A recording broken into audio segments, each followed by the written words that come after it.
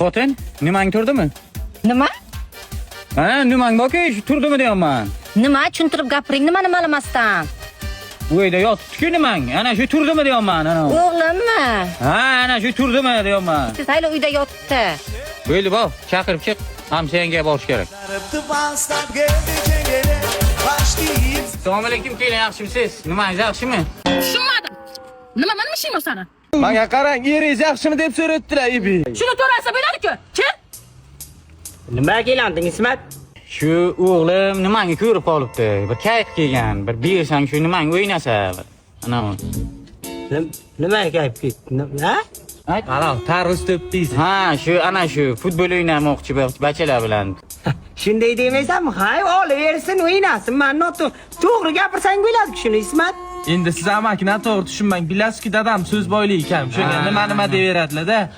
Musi kapak. Ana, hozir xotining ko'rdim, nimasi yomon gap degani? Tushunmadim. Nima deysan sen, Ismat?